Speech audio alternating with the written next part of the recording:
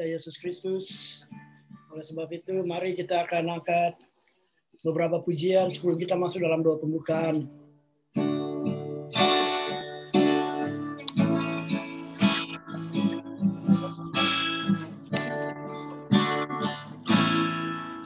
Bagi Allah yang mulia,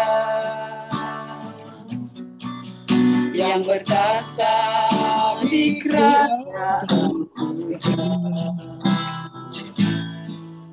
bagi anak domba Yesus Kristus Tuhan, Engkau layak disembah. Mari datang kepadanya, sujud di hadapan tahtanya. Mari puji Dia, Raja segala raja, Engkau layak disembah. Haleluya, haleluya, terpujilah namamu. Segala puji dan hormat, kemuliaan dan kuasa bagi Dia selama-lamanya. Haleluya, haleluya, terpujilah namamu. Segala puji dan hormat, kemuliaan dan kuasa bagi Dia selama-lamanya.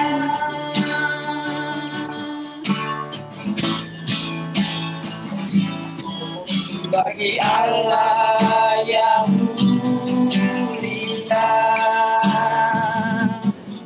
yang berkata di kerajaan,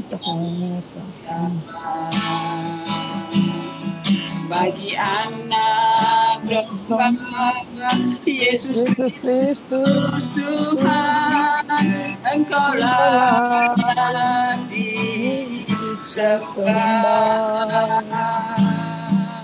Mari datang kepadanya, sujud di hadapan tahtanya. Mari puji Dia, Raja segala raja, Engkau layak disembah. Haleluya, haleluya, terpujilah namamu. Segala puji dan hormat, kemuliaan dan kuasa bagi Dia selama-lamanya. Haleluya, haleluya, terpujilah namamu. Segala puji dan hormat, kemuliaan dan kuasa bagi Dia selama-lamanya.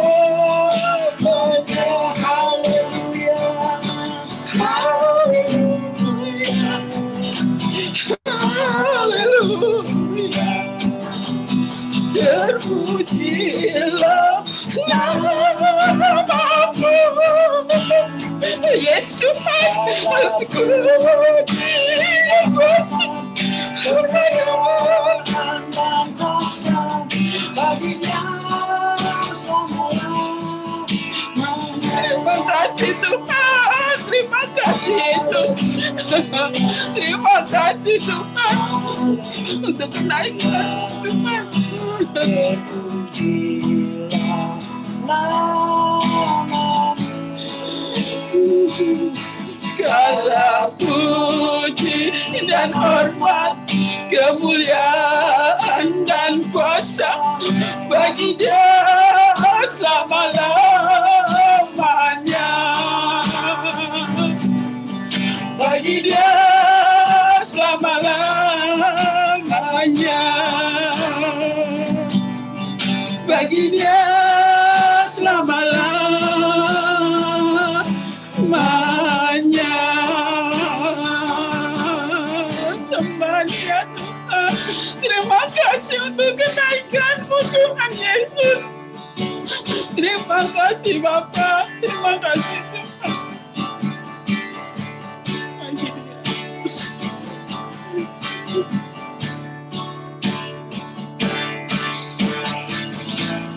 Bagi Dia segala pujian, hormat serta syukur sampai selamanya. Bagi Dia segala pujian, hormat serta syukur selama-lamanya.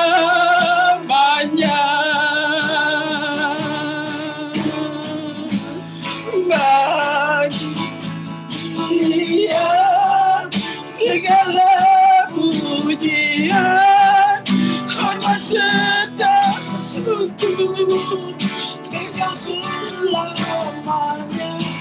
Bagi Dia segala pujian, hormat serta syukur selama-lamanya. Selama-lamanya.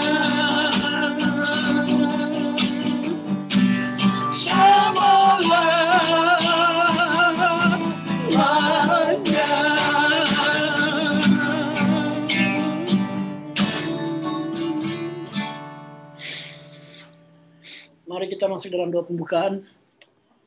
Terima kasih ya Tuhan Yesus, Bapa yang ada dalam kerajaan surga, untuk segala kasih setiap Tuhan yang begitu besar bagi kami, berkeluarga, saudara dalam iman ya Tuhan. Kami berterima kasih ya Tuhan, kalau kesempatan pada malam hari ini kami bisa merayakan akan kenaikan-Mu ke surga ya Tuhan. Walaupun itu harus kami lakukan melalui Zoom, tapi kami berterima kasih dengan cara apapun yang kami lakukan. Kami ingin senantiasa memuji dan membesarkan Engkau ya Tuhan. Oleh sebab itu malam hari ini kami akan memulai ibadah kami pada malam hari ini ya Tuhan. Biarlah Tuhan memimpin jalannya ibadah malam hari ini ya Tuhan. Kami serahkan semuanya jalan ibadah ini dari awal pertengahan sampai akhirnya ke dalam tangan Tuhan. Apabila ada kuasa-kuasa roh-roh yang bukan dari Engkau, kami tolak di dalam nama Tuhan Yesus. Biarlah kami semua jemaat Tuhan pada malam hari ini yang turut serta ambil bagian di dalam Zoom ini, kami akan mendapat berkat dari Tuhan lewat kebenaran firman Tuhan yang akan disampaikan oleh hamba-Mu. Terima kasih ya Tuhan, ampunilah akan segala kesalahan, dosa yang kami sudah lakukan, dan hanya di dalam nama Tuhan Yesus hamba berdoa, dan kami membuka ibadah kami pada malam hari ini. Haleluya, amin. Amin. Happy Ascension Day, selamat malam, selamat jumpa dalam ibadah virtual ini. Namun demikian tidak akan mengurangi semangat kita untuk memperingati hari kenaikan Tuhan Yesus Kristus. Firman Tuhan yang saya akan baca pada malam hari ini dari Kisah Rasul 1 ayat 11. Kisah Rasul pasal 1 ayat 11. Saya akan baca satu ayat saja. Dan berkata, hai orang-orang Galilea, mengapa kamu berdiri sambil memandang ke langit? Yesus ini yang sudah terangkat dari antara kamu ke surga, akan datang kembali dengan cara yang sama seperti kamu melihatnya pergi ke surga. Dalam bahasa Inggris, they said, men of Galilee, why are you standing here looking into the sky? Jesus, whom you saw taken up from you into heaven, will come back in the same way you saw him go. Saya akan menjelaskan ayat ini karena ayat ini penting, khususnya dalam kalimat yang mengatakan bahwa dia akan datang dengan cara yang sama seperti kamu melihatnya pergi ke surga. Nah, kalau kita perhatikan ayat ini berbicara tentang lokasi, tentang tempat di mana Yesus terangkat ke surga, dan nanti kalau dia datang kembali akan turun dari surga ke tempat yang sama seperti dia naik ke surga. Kemudian ayat ini saya kaitkan dengan satu ayat di dalam kitab Perjanjian Lama di Mazmur 122 ayat 6-9. Berdoalah bagi kesejahteraan Yerusalem. Semoga orang yang mencintaimu menjadi makmur. Semoga kesejahteraan terdapat di dalam kawasanmu dan keamanan di dalam semua istanamu. Demi kebaikan saudara dan sahabatku, aku berkata kepada Yerusalem, sejahtera engkau. Demi kebaikan rumah Tuhan Allah kita, aku berdoa untuk kemakmuranmu. Coba diperhatikan ayat ini dengan ayat yang kita baca sebelumnya. Ini mempunyai korelasi atau hubungan. Peristiwa kenaikan Yesus terjadi di Yerusalem, dan Alkitab juga menyampaikan atau menginstruksikan kepada kita, memerintahkan kepada kita untuk berdoa untuk kota Yerusalem. Jadi saya akan fokus kepada ayat firman Tuhan ini supaya kita mengerti apa korelasinya antara kitab Perjanjian Lama dengan kitab Perjanjian Baru tentang kota Yerusalem. Sekali lagi, tolong diperhatikan bahwa Yesus naik ke surga dari Yerusalem dan dia akan datang kembali sama seperti waktu dia naik ke surga, berarti di kota Yerusalem. Jadi saya akan jelaskan dulu mengenai kota ini. Sementara kita beribadah ini, sirene berbunyi di kota Yerusalem oleh karena tembakan dari Gaza, dan itu membuat kota Yerusalem sekarang merupakan kota yang sangat tidak aman oleh karena pertikaian yang timbul antara Palestina dan Yerusalem. Pertanyaannya sekarang, apa hubungannya dengan ayat ini, dengan situasi sekarang, dan yang akan datang? Saya sering menyampaikan kepada Bapak Ibu Saudara sekalian, jemaat yang dikasihi Tuhan, bahwa saya betul-betul menikmati firman Tuhan ini, karena firman Tuhan ini sedang digenapi. Sehingga kalau kita pekat kepada firman Tuhan ini, maka firman Tuhan ini akan sangat menarik. Itu sebabnya jemaat yang ada di Berea itu menyelidiki firman Tuhan, apakah benar firman Tuhan itu terjadi seperti apa yang tertulis dalam firman-Nya. Maksud saya, semakin kita mengerti firman Tuhan ini, semakin kita tertarik untuk menyelidiki. Nah, itu sebabnya saya menganjurkan untuk kita perhatikan. Sebab kalau kita baca ayat ini, ya kita tahu sepintas lalu. Tapi kita harus lihat dulu background-nya. Dengan mengerti background tentang ayat ini, maka kita terbuka pikiran dan justru menarik sekali untuk kita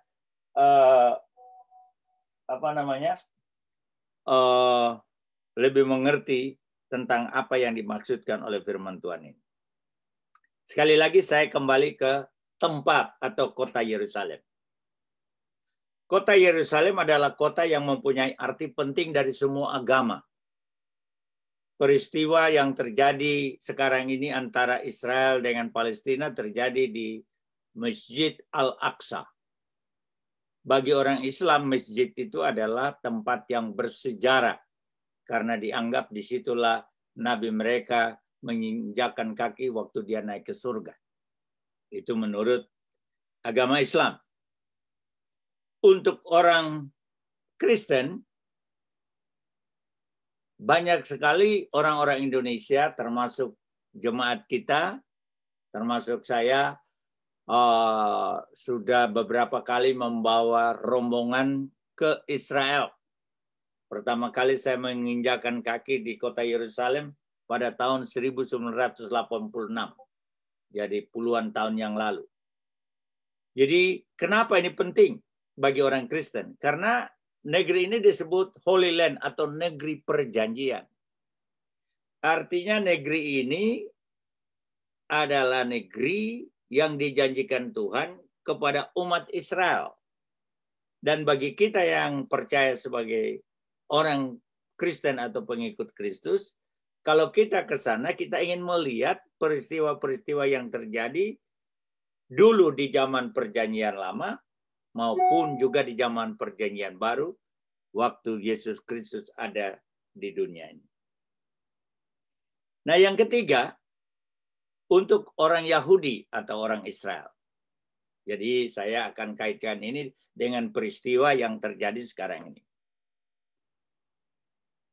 Yerusalem adalah tempat yang diberikan oleh Tuhan kepada bangsa Israel melalui Abraham, ya, melalui Abraham.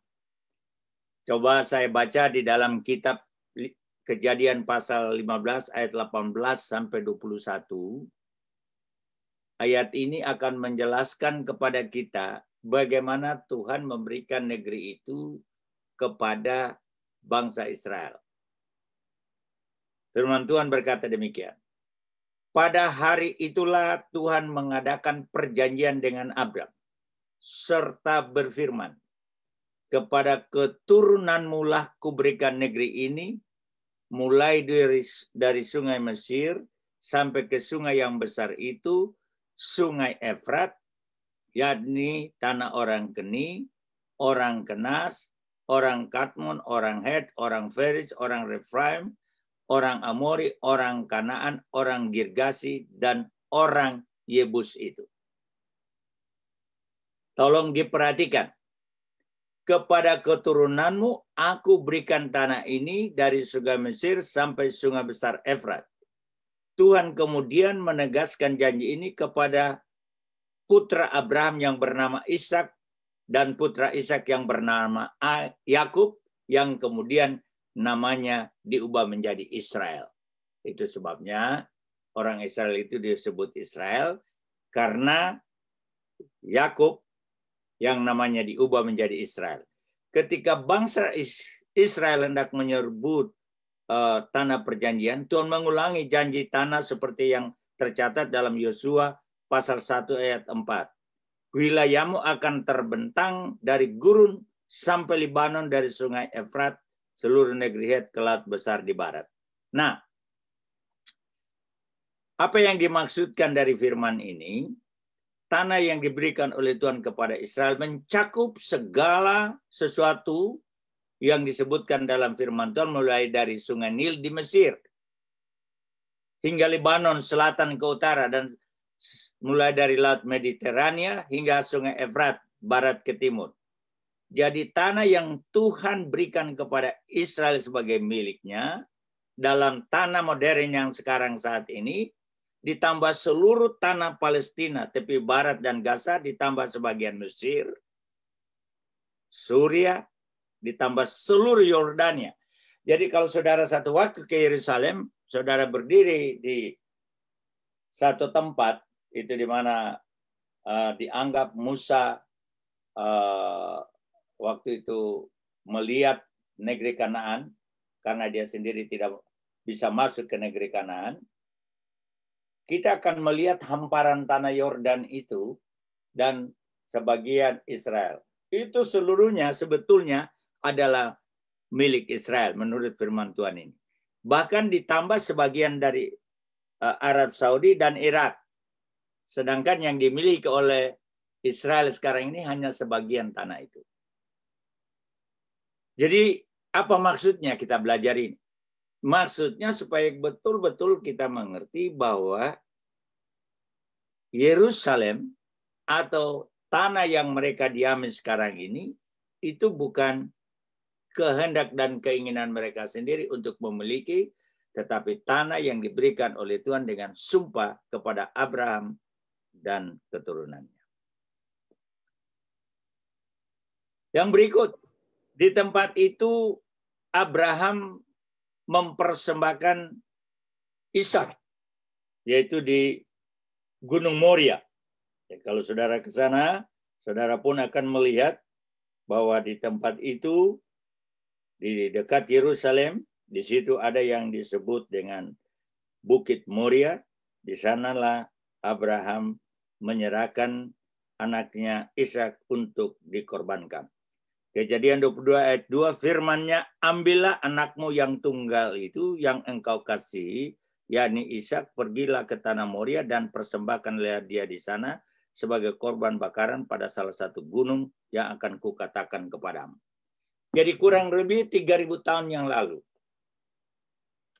Tuhan berfirman, maksud saya sebelum Yesus datang, kurang lebih 3.000 tahun, bahwa tanah yang diberikan oleh Tuhan kepada Israel itu dengan sumpah itu jauh sebelum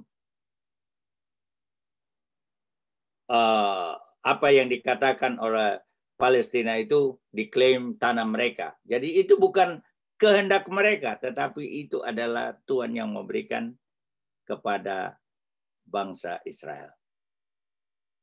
Lalu kita maju sedikit. Ada maksudnya kenapa saya ceritain. Kita maju setelah Abraham yang Tuhan berikan tanah ini, kemudian di tempat itu Abraham mempersembahkan Ishak, kemudian Yakub dan seterusnya, lalu lahirlah ke-12 bangsa Israel itu. Lalu sekarang kita pindah ke Daud. Daud menjadi raja di Yerusalem selama 40 tahun. Orang Israel itu sangat menghormati dan mengasihi Daud karena cerita yang ada di dalam Alkitab. Kita baca mengenai Daud ini. 1 Raja-Raja 2 ayat 10 sampai 12. Kemudian Daud mendapat perhentian bersama-sama nenek moyangnya dan dia dikuburkan di kota Daud. Jadi Yerusalem itu disebut juga sebagai kota Daud. Perhatikan ini. Yerusalem disebut sebagai kota Daud. Dan Daud memerintah orang Israel selama 40 tahun. Di Hebron ia memerintah 7 tahun. Dan di Yerusalem ia memerintah 33 tahun. Salomo duduk di atas tahta Daud ayahnya dan kerajaannya sangat kokoh. Yang berikut, dalam perjanjian lama, kota Daud digunakan sebagai kota Yerusalem atau kota Yerusalem sama dengan kota Daud, itu disebut 45 kali dalam perjanjian lama. Sedang dalam perjanjian baru ditemukan 2 kali, meskipun dalam perjanjian baru frasa tersebut disebut Bethlehem atau tempat kota kelahiran Daud. Jadi ini maksudnya berkaitan tentang kenapa bangsa Israel itu mempertahankan Yerusalem itu sebagai kota Daud atau bahkan dijadikan sekarang sebagai ibu kota Israel. Sekarang kita lihat tadi zaman Abraham, zaman Daud, sekarang kehidupan Yesus di Yerusalem.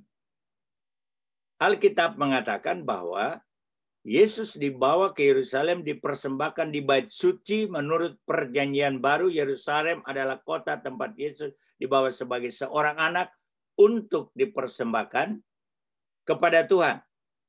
Firman Tuhan berkata, Lukas 2, 22 dan 23. Ketika hari-hari penyucian sesuai hukum Musa telah usai, Maria dan Yusuf membawa Yesus ke Yerusalem untuk menyerahkannya kepada Tuhan.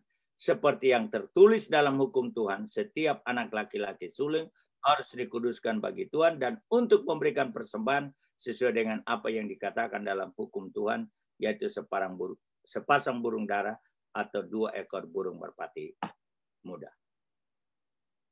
Kemudian, setiap tahun Yesus pergi ke Yerusalem pada hari raya Paskah.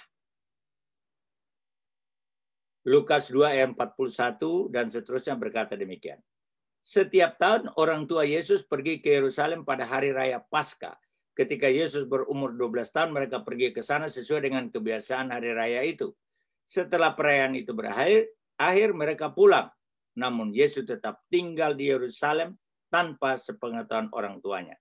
Karena orang tua Yesus mengira bahwa ia berada di antara rombongan, mereka pun melanjutkan perjalanan sampai sehari penuh. Lalu mereka mulai mencarinya di antara kaum keluarga dan orang-orang yang mereka kenal. Ketika mereka tidak menemukan Yesus, mereka kembali ke Yerusalem untuk mencarinya.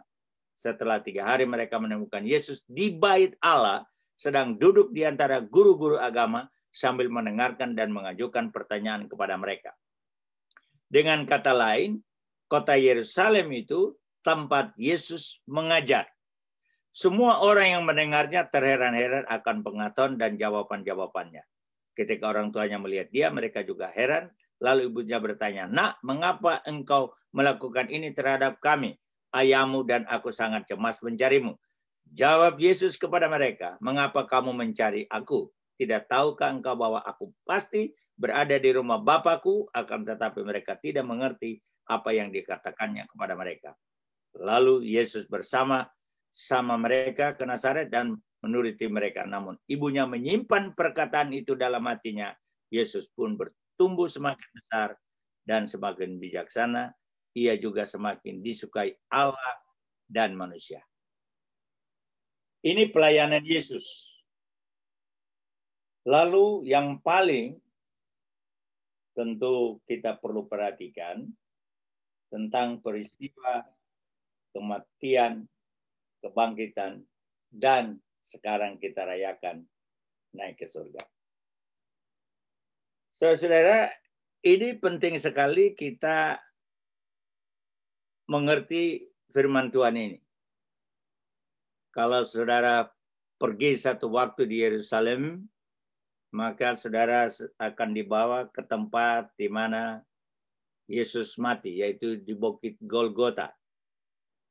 Kemudian saudara akan dibawa juga ketika Yesus bangkit juga di daerah tempat itu, di dekat Yerusalem. Lalu kemudian dia naik ke surga di kota Yerusalem. Jadi kota Yerusalem ini merupakan pusat daripada kegiatan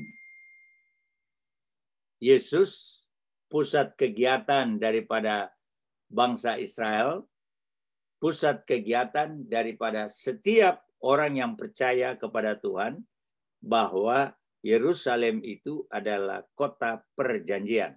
Itu sebabnya saya katakan tadi, kita dianjurkan untuk berdoa untuk Yerusalem, untuk kesejahteraan Yerusalem. Karena kota itu merupakan kota penting bagi kita yang percaya kepada Tuhan. Sekali lagi, kenapa saya ceritakan ini? Karena ini erat kaitannya dengan apa yang terjadi sekarang ini. Di mana terjadi kekacauan, dan nanti saya akan jelaskan apa hubungannya dengan kedatangan Yesus yang kedua kali. Tetapi yang paling penting sekarang kita mengerti dasarnya. Kenapa kota Yerusalem itu penting bagi orang Yahudi, orang Israel, dan bagi kita yang percaya. Terlepas daripada banyak orang ingin menduduki tempat itu. Tapi bagi Israel, kota Yerusalem itu adalah harga mati, yaitu kota yang harus dipertahankan apapun atau berapapun harga harus dibayar.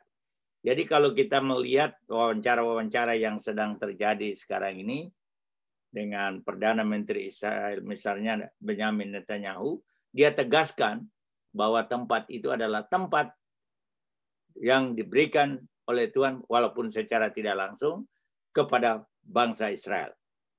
Nah, sekarang kita akan masuk di dalam bagian yang kedua, yaitu hubungan tentang kenaikan dan kedatangan Tuhan.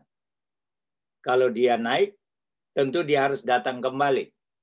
Ya, ini yang penting kita perhatikan. Kedatangannya yang kedua kali ini, saya sudah katakan tadi, dia akan datang di kota Yerusalem, sebagaimana yang tertulis dalam firman Tuhan. Dan bangsa Israel juga percaya akan hal itu. Dan tentu kita sebagai orang percaya, berdasarkan firman Tuhan yang di atas tadi, Kisah Rasul pasal 1 ayat 11, memang Tuhan sudah berjanji seperti itu. Hai orang-orang Galilea, mengapa kamu berdiri sambil memandang ke langit? Yesus ini yang sudah terangkat dari antara kamu ke surga akan datang kembali dengan cara yang sama seperti kamu melihatnya pergi ke surga. Ini firman Tuhan. Dan ini akan terjadi nanti. Nah, sekarang kita lihat perkembangan terakhir ini. Sebelum hari Tuhan akan terjadi sesuatu. Dan kita perlu tahu itu. Dan itu sudah tertulis dalam firman Tuhan. Dikatakan di dalam firman Tuhan, Sakaria pasal 14 ayat 1 dan 2. Begini firman Tuhan. Ini kaitannya dengan nubuatan kurang lebih 700 tahun tentang kedatangan Tuhan ini. Kemudian Yesus juga mengulang kembali tentang kedatangannya yang kedua kali. Jadi kitab Sakaria 14 ini adalah nubuatan tentang kedatangan Yesus yang kedua kali. Kita baca. Hari penghakiman Tuhan sudah dekat, kata firman Tuhan. Jadi hari penghakiman Tuhan sudah dekat. Kita melihat tanda-tanda yang saya sering sampaikan. Apa yang tidak atau belum terjadi sekarang ini. Matius 24, kehidupan manusia akan seperti zaman Nuh. Itu semua sudah terjadi. Dosa bertambah-tambah. Dan kita mendengar deru perang dan kabar perang. Sekarang ini kita mendengar di seluruh dunia bagaimana setiap negara berusaha untuk memperkuat armada angkatan bersenjata, baik itu Cina, Amerika, Korea Utara, Korea Selatan, Taiwan, Jepang, belum lagi India, Pakistan, dan lain segala macam bangsa di dunia yang besar ini. Hari penghakiman sudah dekat. Maka Yerusalem, ini nubuatan kedatangan Tuhan, maka Yerusalem akan dirampoki dan hasilnya akan dibagi-bagi di depan matamu. Ayat 2. Tuhan akan mengumpulkan semua bangsa untuk menyerang Yerusalem. Nah, saya tidak tahu dan kita semua tentu tidak tahu kapan hal ini terjadi. Tapi kalau kita melihat sekarang semua dunia sedang marah kepada bangsa Israel. Walaupun kita orang percaya tahu kenapa mereka itu mempertahankan Israel. Nah, ini perlu kita perhatikan. Tuhan akan mengumpulkan semua bangsa untuk menyerang Yerusalem. Kota itu akan direbut. Jadi satu saat Alkitab katakan kota itu akan direbut. Rumah-rumahnya dirampoki dan para wanitanya diperkosa. Setengah dari penduduknya akan diangkut pembuangan, tetapi selebihnya akan tinggal di kota itu. Ini yang firman Tuhan katakan secara teknis kita tidak tahu bagaimana ini terjadi. Tapi ini sudah ada bayangan, sudah ada gambaran kira-kira ini akan terjadi.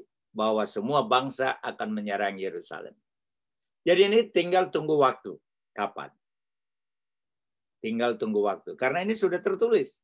Kalau kita kaitkan dengan peristiwa-peristiwa yang terjadi di dunia sekarang ini, dengan kesukaran dan kesulitan-kesulitan, maka sebagai orang percaya yang punya firman Tuhan, makanya saya katakan, firman Tuhan ini luar biasa. Kalau kita baca, pertama, hati kita itu lebih tertarik lagi untuk menyelidiki firman Tuhan dan mempersiapkan diri untuk menyambut kedatangan Tuhan, karena kita mengerti latar belakang firman Tuhan ini.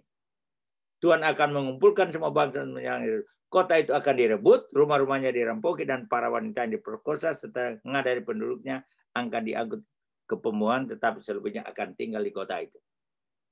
Nah, ada berbagai macam versi mengenai ayat ini. Ada yang mengatakan bahwa hal ini nanti akan terjadi ketika orang-orang percaya sudah terangkat. Ada yang bilang bahwa kita harus melihat keadaan ini sesuai dengan apa yang tertulis. Itu adalah urusan Tuhan, karena kita tidak perlu berdebat dengan soal-soal yang lebih teknis. Tapi yang kita tahu bahwa ini akan terjadi. Yang berikut ayatnya yang ketiga dari Sakaria pasal 14. Lalu Tuhan akan maju dan berperang melawan bangsa-bangsa itu seperti yang dilakukannya di zaman dahulu. Zaman dahulu itu kapan? Bagaimana Tuhan membela orang-orang Israel menghadap bangsa Filistin, orang Amori, dan seterusnya, dan seterusnya. Lalu Tuhan akan maju dan berperang melawan bangsa-bangsa itu seperti yang dilakukannya di zaman dahulu. Ayat keempat. Ini kedatangan Tuhan. Jadi sesudah peristiwa ini terjadi, barulah kedatangan Tuhan seperti yang di dalam Kisah Rasul 1 ayat 11. Dia pergi atau dia naik ke surga, dia akan kembali dengan cara yang sama. Nabi Sakaria sudah menubuatkan, ditegaskan lagi oleh Yesus di dalam perjanjian baru, di dalam Kisah Rasul 1 ayat 11. Sakaria 14 ayat 4 berkata, pada hari itu ia akan berdiri di Bukit Zaitun. Siapa itu ia akan berdiri? Tuhan Yesus. Di sebelah timur Yerusalem. Nah, satu-satunya pintu yang ada di Yerusalem, tembok Yerusalem yang belum terbuka, itu adalah bagian timur. Menurut kepercayaan orang Israel, disitulah nanti Tuhan Yesus akan menginjakkan kakinya. Kita tidak tahu, karena itu tidak tertulis dalam firman Tuhan. Maka Bukit Zaitun akan terbelah oleh lembah yang luas, mulai dari timur sampai ke barat. Setengah dari bukit itu akan bergerak ke utara, dan setengah lagi ke selatan. Nah, sedikit mengenai hal ini. Ayatnya yang keempat. Yang dikatakan pada hari itu kakinya akan berdiri di atas Bukit Zaitun di sebelah timur Yerusalem, dan Bukit Zaitun akan terbelah dua dari timur ke barat membentuk sebuah lembah yang besar, dan separuh gunung itu bergerak ke utara dan setengah bergerak ke selatan. Hari itu artinya mengacu pada hari kedatangan Tuhan. Yang berdiri di gunung itu adalah Tuhan sendiri. Jadi bagian ini menubuatkan kedatangan Yesus Kristus yang kedua kali. Nah, kalau saudara ke Yerusalem itu, di Bukit Zaitun itu, kita akan dibawa di mana di situ menurut ahli Alkitab, di tempat itulah dia berdiri pada waktu dia naik ke surga. Apakah dia akan datang persis di tempat itu, tapi dikatakan di sini bahwa dia akan datang seperti pada waktu dia pergi. Nah, nubuatan Sakaria pasal 14 ayat 4 ini kalau dibaca Kisah Rasul 1 ayat 11, itu saling berkaitan, saling melengkapi, dan memang betul-betul itu satu hal yang sangat menarik untuk kita pelajari. Jadi di dalam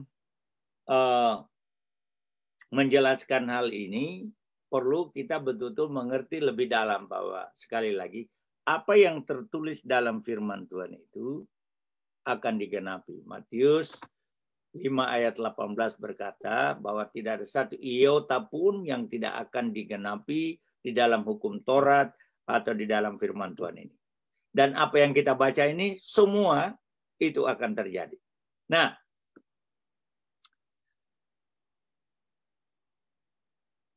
ayat 3 tadi dikatakan bahwa Tuhan sendiri akan maju dan melawan musuh-musuh di dalam pertempuran nanti di kota Yerusalem.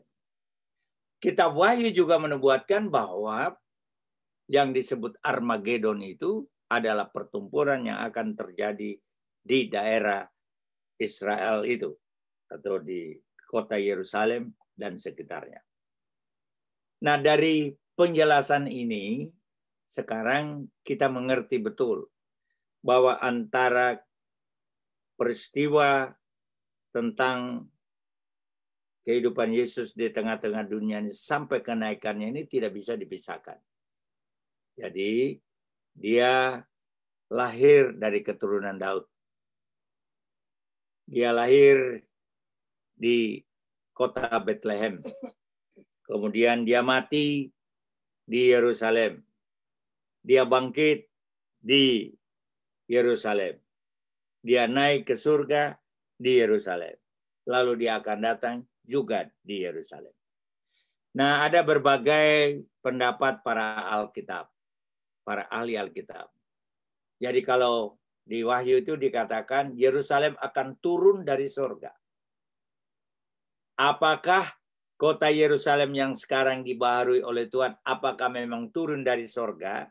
Itu tidak ada yang tahu.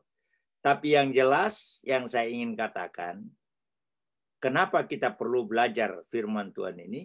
Supaya mata kita ini secara fisik tertuju kepada Yerusalem, secara rohani kita tujukan kepada firman Tuhan, bahwa apa yang dijelaskan di dalam Alkitab ini tentang peristiwa kematian, kelahiran, kematian, dan kebangkitannya bahkan naik ke surga, ini merupakan satu paket kehidupan Tuhan Yesus, dan yang terakhir adalah kedatangannya yang kedua kali. Yang kita bahas ini adalah tentang kedatangannya yang kedua kali nanti akan datang dengan cara yang sama. Lalu apa maksudnya semua ini? What is the meaning? We are talking about the Lord's coming. Karena dia sudah naik, tentu dia akan turun. Ya, nggak mungkin dia naik, dia nggak turun-turun.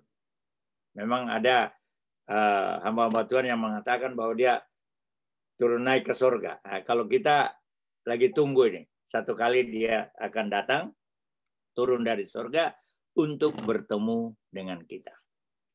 Kesimpulannya yang saya ingin sampaikan kepada kita dalam malam atau merayakan hari kenaikan Yesus Kristus adalah yang pertama, that is conclusion. Firman Tuhan ini adalah kebenaran. The word of God is the truth. Artinya setiap apa yang tertulis dalam firman ini harus digenapi. Nah, karena firman Tuhan ini harus digenapi, maka seyogianya kita ini sebagai orang Kristen harus betul-betul menekuni firman Tuhan ini supaya kita betul-betul mengerti apa yang akan terjadi. Sebab kalau kita sudah mengerti, maka kita mempunyai ketertarikan.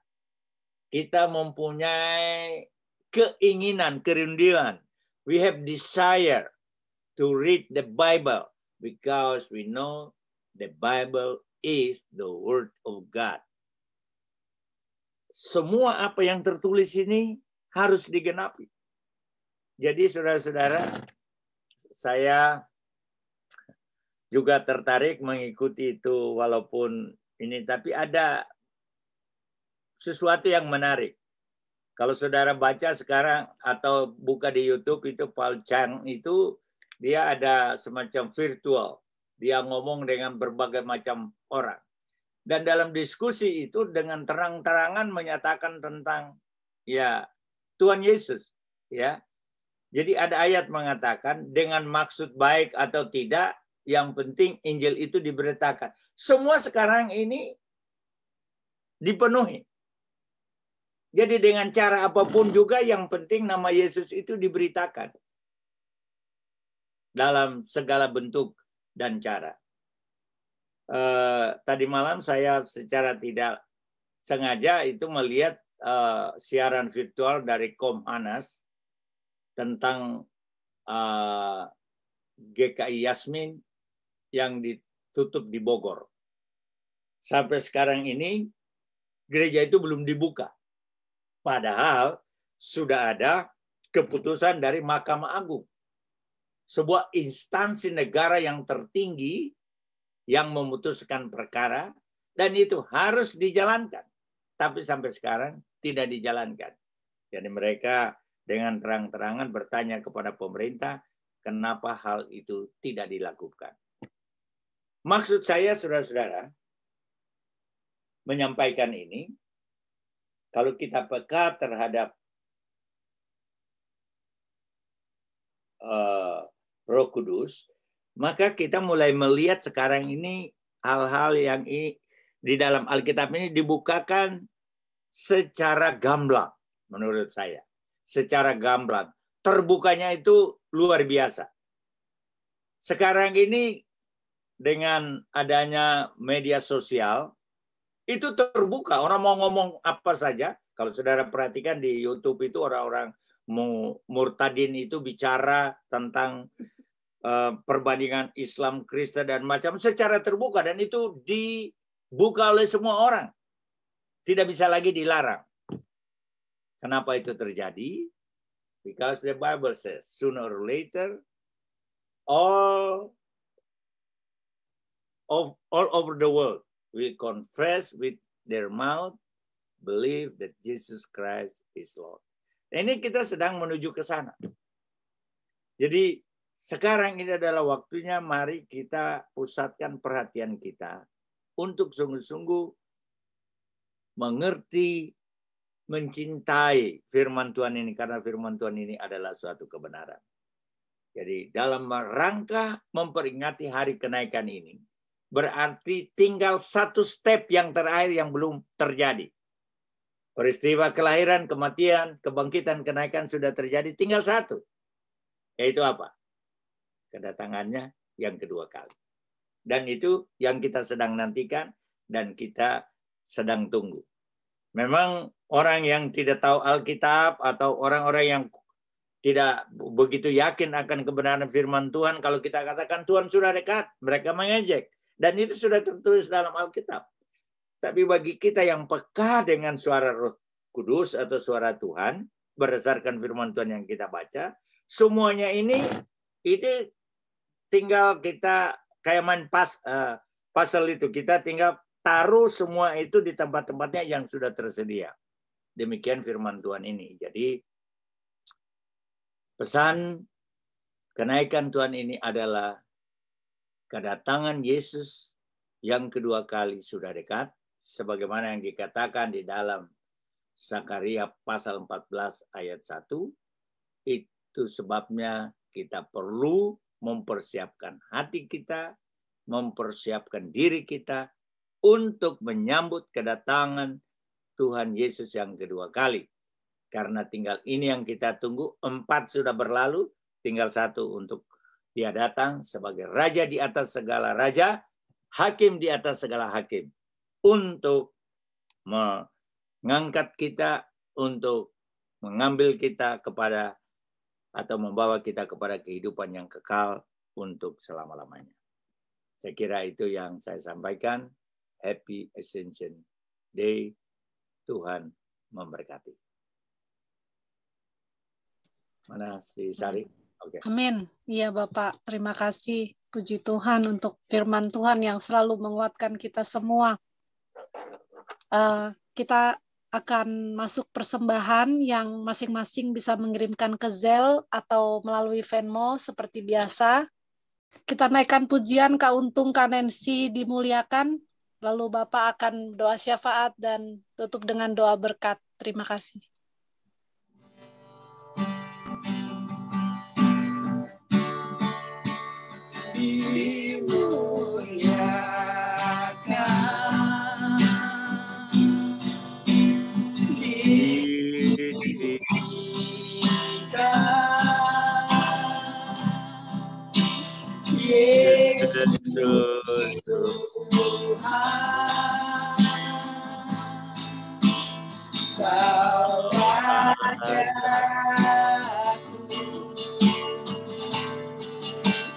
Yang berkuasa, yang berkuasa,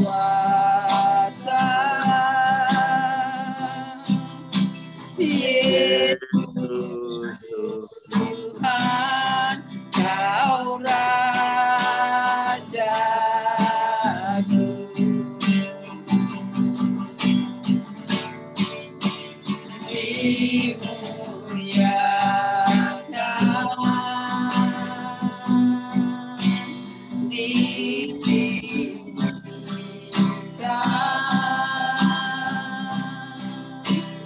Yesus Tuhan,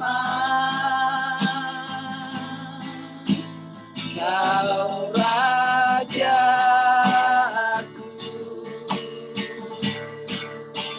yang bertata, yang berkuasa, yang berkuasa.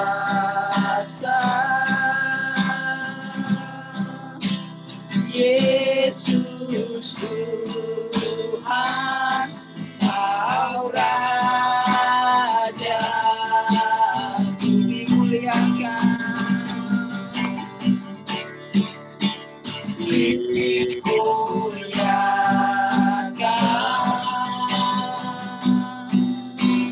ditinggikan.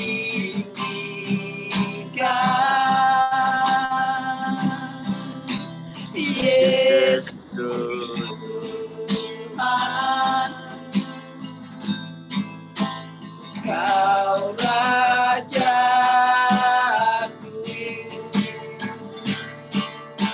yang bertata, yang berkuasa, yang berkuasa. Yesus Tuhan, Kau Rajaku. Yesus, Yesus Tuhan, Kau Rajaku.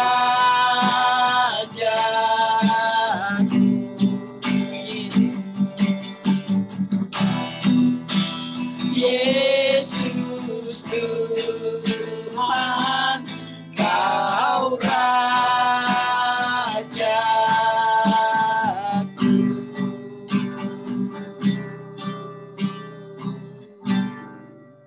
Bapa yang ada di dalam surga, di dalam memperingati hari kenaikan-Mu ke surga, kami telah belajar sebagian daripada firman-Mu, bahwa apa yang terjadi 2000 tahun yang lalu, maka itu akan terjadi di hari-hari yang akan datang ini. Walaupun secara manusia, kami tidak tahu kapan Tuhan Yesus datang.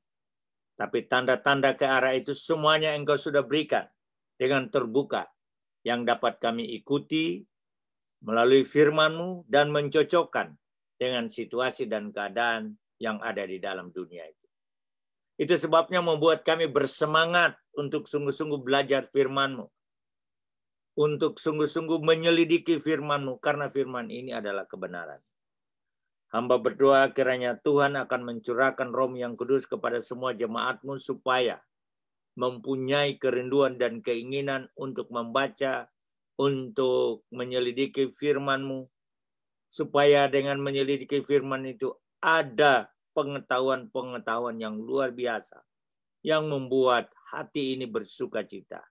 Hati ini merasa tenang oleh karena firman Tuhan itu. Sebab Engkau sendiri berjanji, di mana ada kebenaran, artinya di mana ada firman Tuhan, di situ akan tumbuh damai sejahtera. Walaupun banyak tantangan kesulitan, tapi damai sejahtera yang Tuhan berikan itu tidak mungkin dapat diambil oleh situasi dan keadaan apapun juga. Engkau akan memberikan kami ketenangan dan ketentraman.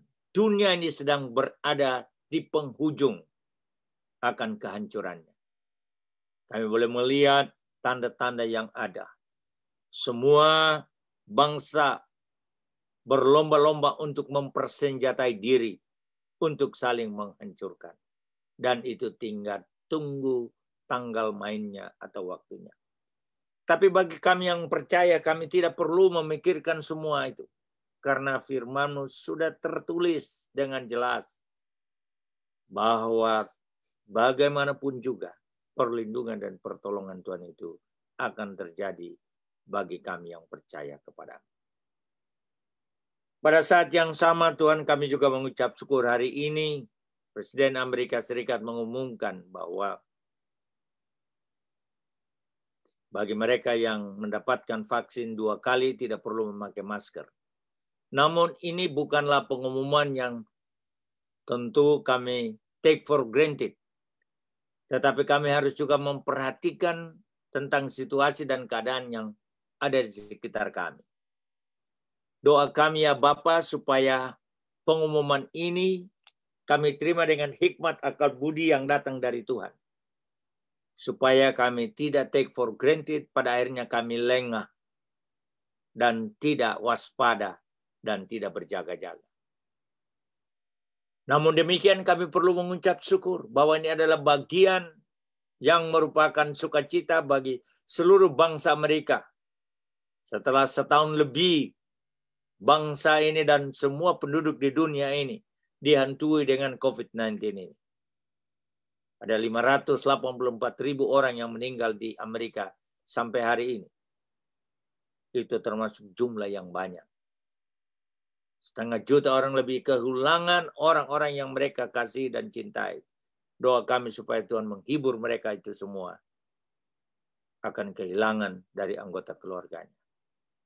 Namun di tengah ucapan syukur ini tentu kami prihatin juga dengan bangsa-bangsa yang ada di dunia.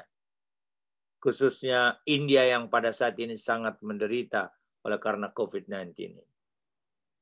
Dokter sudah give up, rumah sakit juga sudah give up oleh karena begitu banyaknya orang yang terkena COVID-19 ini. Sehingga manusia itu harus dibakar di jalan-jalan oleh karena tempat lagi sudah tidak memungkinkan.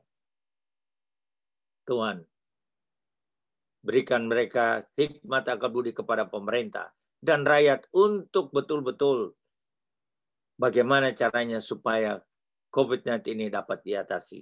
Karena ini merupakan malapetaka yang luar biasa di India saat sekarang ini. Merupakan negara yang terburuk dari semua negara yang ada di kolong langit ini. Dampaknya juga mulai terkena negara-negara lain seperti di Malaysia dan termasuk Indonesia. Bahkan di sini juga sudah masuk varian-varian tertentu yang lebih ganas. Itu sebabnya berikan kami hikmat akal budi bagaimana caranya, baik di Amerika maupun di seluruh dunia ini, untuk dengan bijak menanggapi hal-hal yang terjadi di sekeliling kami khususnya tidak menanggulangi COVID-19 ini. Kami berdoa Tuhan untuk semua jemaat-Mu tanpa terkecuali. Tutup bungkus kami dengan darah-Mu yang kudus. Dijauhkan dari sakit penyakit. Dari semua COVID-19 ini walaupun secara teori sudah aman kalau dapatkan vaksinasi 2 kali. Tetapi itu juga bukan jaminan bahwa tidak akan terkena lagi. Tergantung dari bagaimana kami bergaul, bagaimana kami memahami apa yang sedang terjadi di tengah-tengah masyarakat. Tetapi Tuhan, kami percaya sesuai dengan firman-Mu, kami perlu waspada, bergantung kepada Tuhan, supaya kami selamat dari malapetaka ini melalui pertolongan Tuhan. Terima kasih Tuhan.